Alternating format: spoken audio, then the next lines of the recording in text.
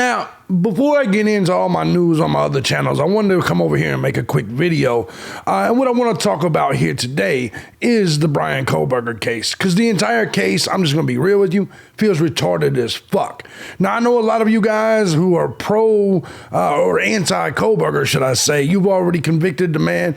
But I just ask you to bear with me and tell me if anything in this case makes sense. Now, I've been through cases like this. I've dealt with cases like this, and there's nothing about this case that is normal in any way. It's not as black and white as most cases are. Now, don't get me wrong, we've seen some goofy cases like the Debbie Collier case, but there's also black and white cases like the Quentin Simon case. It's clear, in my opinion, what happened to Quentin Simon. When we're dealing with a case like this, this is even more crazy than the Delphi case. The Delphi case is very clearly probably an old pervert trying to kill the two girls. I don't think it is Richard Allen, but this case has all kinds of twists and turns, and that's what we're going to be talking about here today. I'm thejbgunner. This is Crime Time. Let's get right on into it. Let's do it. Bring it back.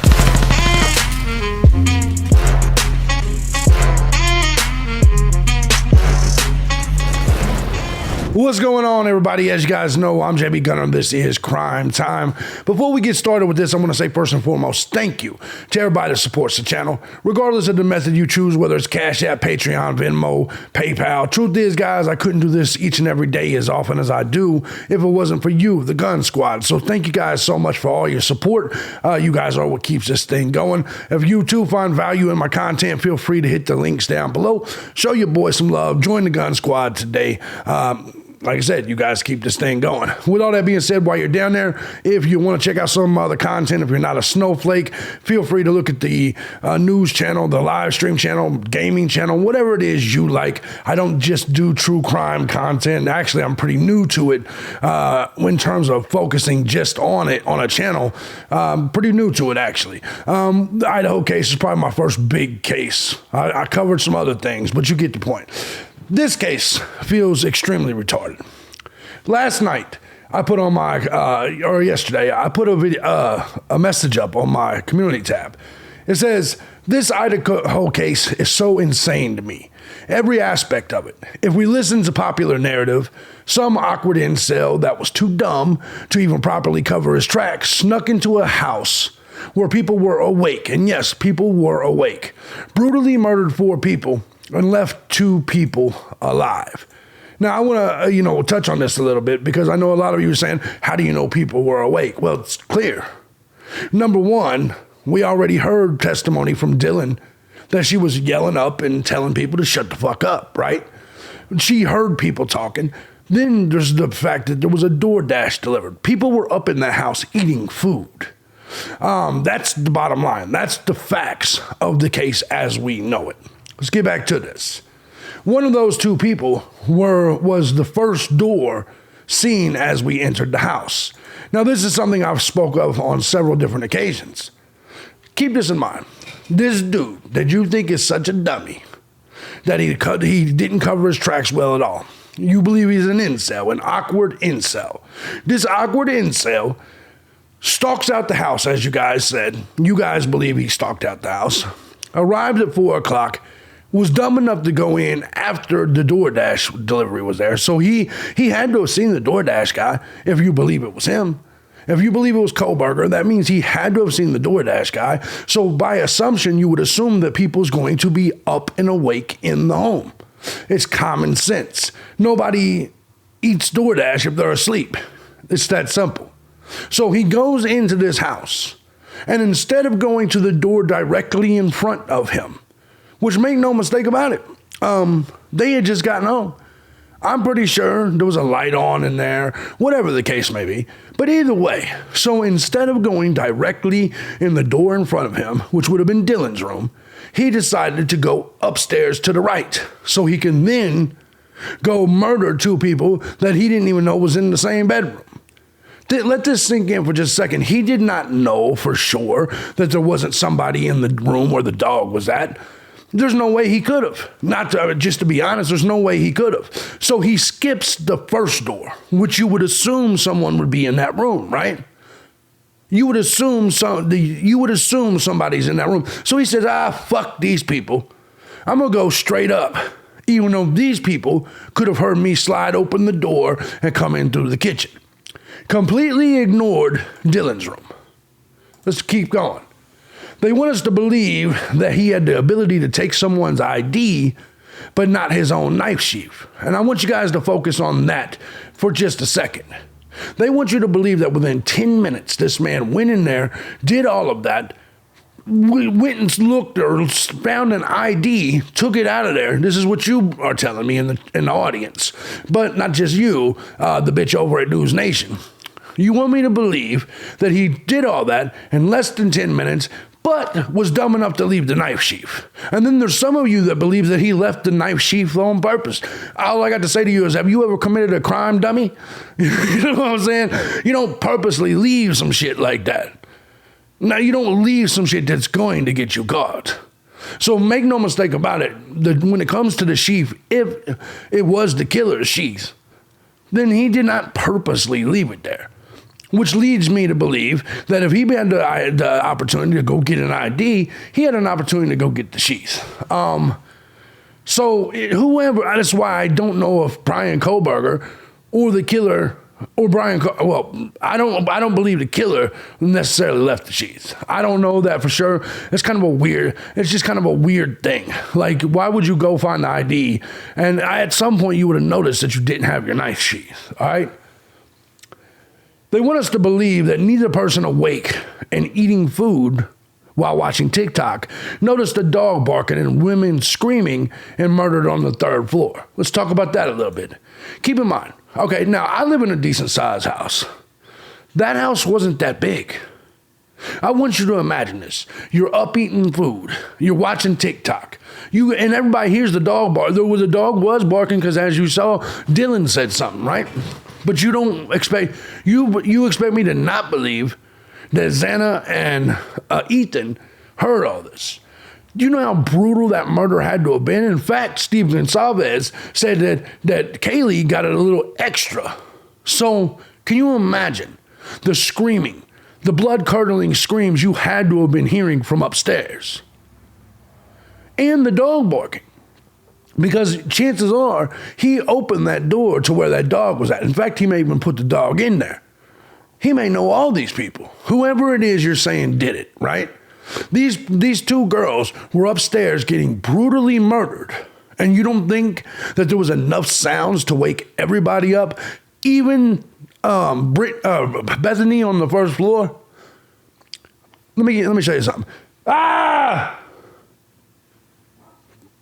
No matter where you're at, in fact, my dog just started barking. No matter where you're at in this house, you would have heard it. If you would have been outside on my porch, you would have heard it. Imagine that. Just one scream. Now imagine multiple screams because there's a struggle and people are getting killed. So now let's move on from that, because remember, that's just the top floor. Let me go ahead and pull this back up, okay? Sorry, I got allergies. Anyways, then they want us to believe that he killed 2 awake people on the 2nd floor while leaving the other awake person on the 2nd floor just standing there frozen like a tard. Exactly. Let's go ahead and analyze that for just a second.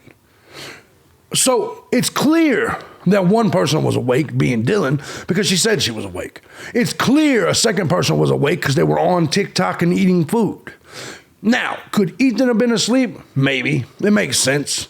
You're a dude, you come home, you got drunk, and so you fucked your girl and you went to sleep like the mighty lion. We all understand how that is. Shit, I don't last long after I eat and bust nuts either. Just being honest, I might fall asleep in the pussy after a night drinking. But let's analyze this for just a second. So, all them screams happened on the top floor. Obviously, it woke at least one person up. The other person was awake anyway. So you're telling me not only did they not hear it, but he was able to come back down, kill 2 more people, that were awake. At least one of the two was awake. But remember, they said he struggled with Ethan. Therefore, it was Ethan that was found in the doorway, is what they said, right? So, remember, Xana was awake. She was behind Ethan on the bed, scrolling ticker-tocker or whatever the fuck bit she was doing. So keep this in mind. Not only you're telling me they didn't hear the people upstairs brutally being murdered, but he gets back down there. He's able to kill Ethan. I'm sure Ethan and him fought a little bit, or there was some sort of tussle. So then he kills him, was able to go struggle with Xana, kill her so brutally that y'all claim blood was dripping out the walls outside of the house, right? So you're telling me Dylan nor Bethany heard any of this shit other than a few whimpers and a dude saying, "Don't worry, I'm here to help you." So this all occurs. Dylan then sees the dude. And so she just goes in full retard mode, just frozen and tarred for what she calls shock retard phase or whatever the fuck she said. So she's just sitting there frozen in shock phase for 8 hours.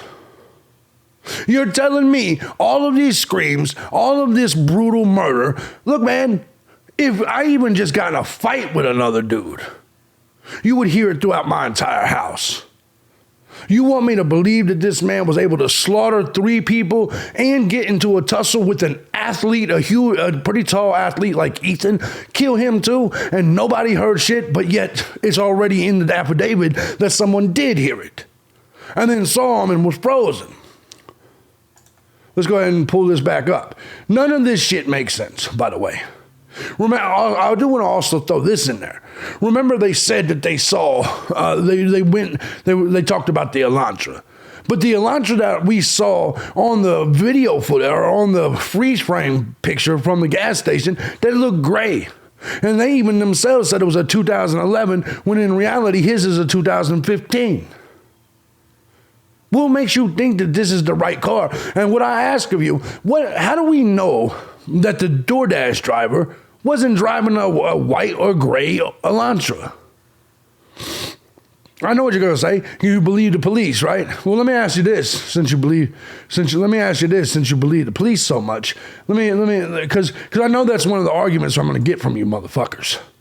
I believe the police. Well, let me tell you something, man. Half of all U.S. murders never get brought to justice. 2/3 of the homicides up in Chicago. I just want you to see this and understand this. The U.S. rate of solved murders hovers at just below 50%, the lowest rate of any developed nation. Now, why am I saying that? Because so many of you are bootlicking motherfuckers, and you sit here and tell me, no, the police got him. The police got him. They don't get shit. You guys are so fucking dumb, it makes me sick to my stomach. You crime TV motherfuckers just sitting here spouting off your dumb shit.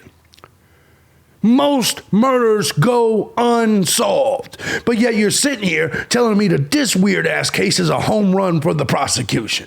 Is it? Is it? Let's get back to this real quick, all right? So seriously, there's something wrong with some of you guys. Now let me continue. Then there's a 6th person on the first floor that was able to pick him out of a lineup and doesn't want to testify. Let this sink in, because in the affidavit, they said both Bethany and Dylan was able to pick Kohberger out of a lineup. How's that possible? How is it possible Bethany was able to pick anything out of a lineup? And then the bitch said, I don't want to testify. Hold on. Hold on. You literally was able to pick him out of a lineup. And now you don't want to testify. Let's get back to this. Just imagine all of this. This house wasn't that big. It's actually a pretty small house when you really think about it. There had to be a hella struggle and screaming. Did the dog stop barking while the tard on the floor just stood there frozen and shock phrase for 8 hours? That's a good question. I want you to think about that. Let's just say, for one, If you believe the dog was barking during the murders, do you think the dog didn't bark for the next 8 hours? What about at 7 a.m. when he had to go pee?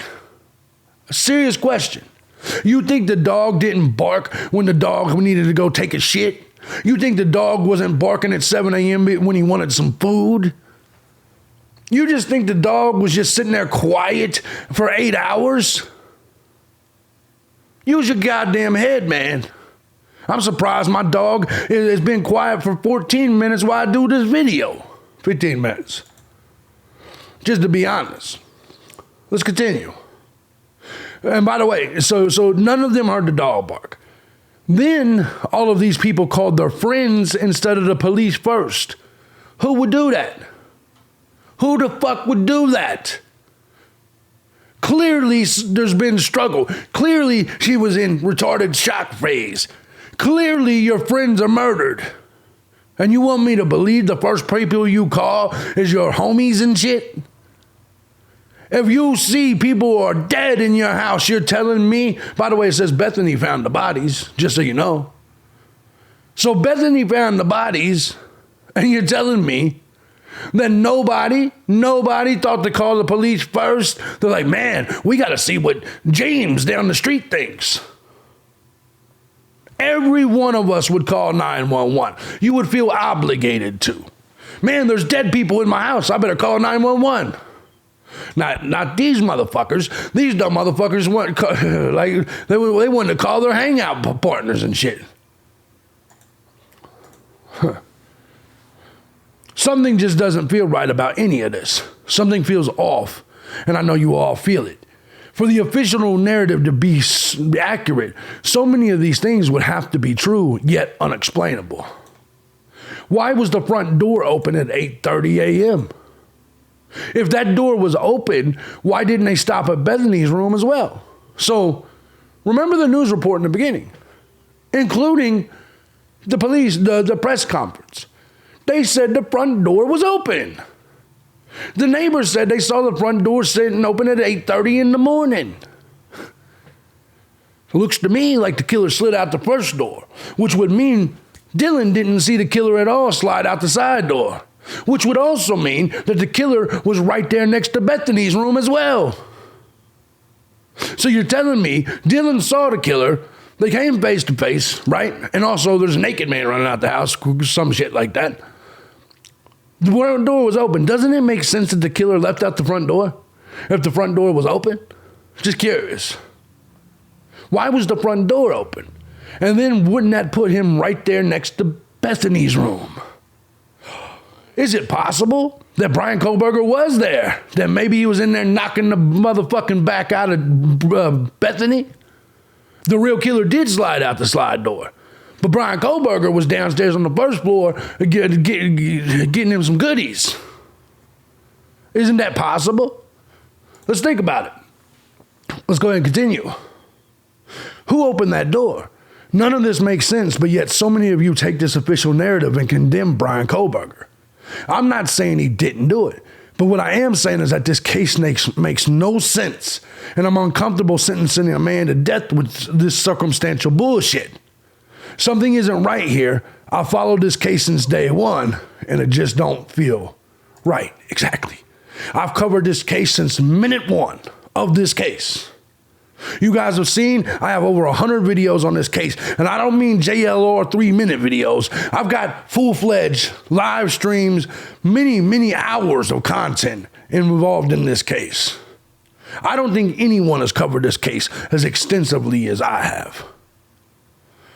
Now, I went over rumors, I went over all this shit. I don't feel comfortable putting a man to death with such a case that looks so goofy in a country where we don't solve 50% of our homicides.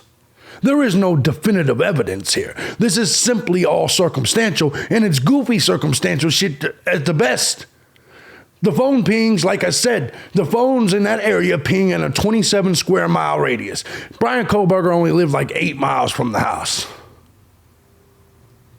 The knife sheath is all you have. The knife sheath is all you have. That's it. Touch DNA. Good luck with that, by the way, in a court. This rabbit hole is uncomfortable and weird and shows how truly unsafe and goofy this world is. Then there is Delphi, which feels even weirder than Idaho, which I recant that statement. This case in its entirety is by far one of the most odd cases I've ever seen. Curious what you guys think. But so when you ask me, why am I not condemning Bryan Kohberger? It's because I'm smarter than you. That's the reason. 149 IQ, 3 degrees. I'm fucking smarter than you. And not just that, been in the streets, been doing crime, been serving time, been through all that shit. I'm fucking smarter than you. Period. So when you, just because you watch Nancy Grace a couple of times, like Ickenmail or whatever the fuck his name is, doesn't mean you know shit about any of this. No offense to Ickenmail, but you get my point. But a lot of you truly believe if you just watch Nancy Grace enough, they'll teach you some shit about crime. They'll teach you some shit about courts and evidence and all of this type of shit. And the answer is no, they won't. You can learn a little bit, but in this case, there is nothing solid. All of this shit is goofy, and all of this shit doesn't sit right. The official narrative is not correct. And whenever there's an official narrative that seems off, that means there's a reason why it's off. There's a reason why they did not tell you Building 7 fucking fell. Or there's a reason why Building 7 wasn't in the official 9/11 report. Do you understand? There's a reason they didn't tell you JFK caught a bullet on the side of the head as well. There's a reason they didn't tell you about the USS Maine or the USS Liberty. There's a reason they didn't tell you about the Gulf of Tonkin. There's a reason that they didn't tell you what the words Torah, Torah, Torah meant. There's a reason. What's the reason here? What's the cover up? What is the fuckery? What is going on with this case?